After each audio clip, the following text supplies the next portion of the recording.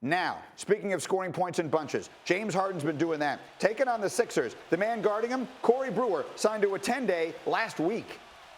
I was happy. Get to play basketball. I've been sitting at home playing with my kid. I've been playing superheroes every day. I'm a competitor. I love when I get to have a matchup like James Harden. That's great. Let's go.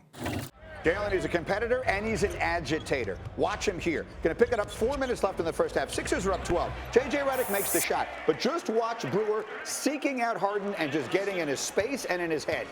This is easy money for a veteran because if you want to keep a job, you get an opportunity to go against the hottest player in the NBA, agitate him, slow him down. Therefore, you can keep a uniform. Harden mad. And when Harden is mad, he does things like that. But he would put his points up last night, but it would not be an easy go of it for James Harden or for his teammates. Let's pick it up here now. Embiid is also getting into the act. He's going to foul him hard. He's going to stand over him. These guys are going to get technical. Well, the game within the game is Joel Embiid is as dominant offensively as any player in the game. However, he struggles defensively when his man is the screener, and they kept putting him in screening roles. That's where you saw that frustration play out. Now here it comes again. That's Corey Brewer, who gets an uncontested jam, and look at him. Go right out to Harden, get right in his space. Harden's going to shove him, and Harden's going to get the foul.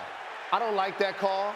I think the second guy in this case got the call, James Harden. I think the first foul was on Corey Brewer. I completely agree with you. And then here we go, going the other way. Harden, all right, he's going to get himself a little bucket here, a little Euro step, but hold on! Joel Embiid is coming up from behind, and he's talking trash in his face. It was a rough night for Harden. He had 6 shots blocked in the first half. Tied for the most blocks in his career. D'Antoni's looking for some foul there. Doesn't get it. Gets a technical. Rockets are down 15. I'm going to show you a Harden bucket here just so we can tell you that he had his 20th straight game of 30 or more points. That is remarkable. He would finish with 37, but it wasn't his night and it wasn't theirs. It was a night that would belong to the Sixers, in particular Joel Embiid. No, yes. Look at the touch with the left hand. His 20th game this year with 30 points and 10 boards. That's the most of anyone in the NBA. And the Sixers take down the Rockets. They win it big, 121-93. Joel, let's talk. It was fun. We beat them by 30. It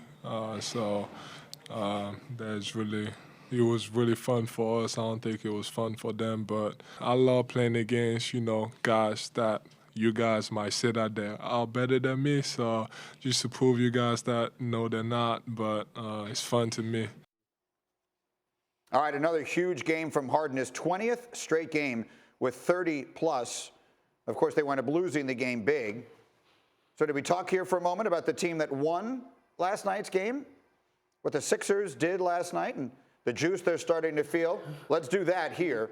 The Sixers starting to put it together a little bit. We saw them go through some growing pains with the acquisition of Jimmy Butler. That seemed to work for them fairly nicely now, and Embiid is the one who is carrying the weight. Absolutely. Embiid is the anchor because he's a guy that you can get a basketball 2.5 court that's going to draw double and triple teams.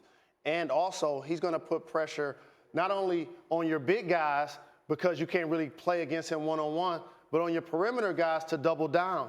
And if you notice for Philadelphia, they started to garner some depth. You know about J.J. Redick and his ability to knock down shoot. But also Shamet has been giving him quality minutes. T.J. McConnell has been giving him quality minutes. So once they get healthy and get Jimmy Butler back in the lineup, we know Ben Simmons is going to flirt with a triple-double on a nightly basis. I think this team is built more for playoff success than regular season. I think it's really easy to say, okay, you add Jimmy Butler back into the lineup and then, 76ers are instantly better. Is that always the case? Because you see sometimes when you add him back in the rotation, everyone's trying to figure out, okay, what's my role again? Where am I supposed to be? How do you see everyone's role playing out when he's back? And the ultimate adjustment starts from the neck up. Mm-hmm. And initially it started with Joel Embiid when Butler joined the team and he complained about his role outwardly. And then Jimmy Butler indirectly complained about his role to the coaching staff. We should know that that's happening. What that is those guys are jockeying for positioning in the locker room amongst themselves. And that happens because if you had to say who's going to get the basketball late in Philly, that's still to be determined. We've seen Jimmy Butler make a couple of big-time shots. We know he can close the game. Joel Embiid would love for that to be his role, and it necessarily can't be Ben Simmons' role because he can't make jump shots and he can't make free throws. So that's a dynamic that they're trying to iron out. I think they will figure it out. But when you look at their talent with 3 All-Stars, but then you look down at the Eastern Conference standings, there are a lot of teams ahead of them that they should have more they should be just as good, if not better than. So at this point, they've been a disappointment, but they still have plenty of time to get it Well, together. I'm the idiot that picked them to win the East. So as we sort of sit and look at the top power teams in the East, we know Toronto's good. We feel like Boston starting to figure it out, and they will ultimately be good. Milwaukee and others have had very good years. Are the Sixers in the mix to win the East when it's all said and done? They're in the mix, but they got to at least finish amongst the top 4. Yeah. If they don't do that, they're definitely not winning the East. The Boston Celtics have gotten it together. I think they're probably finished with a better record than Philly. The Bucks are going to have a better record than Philly.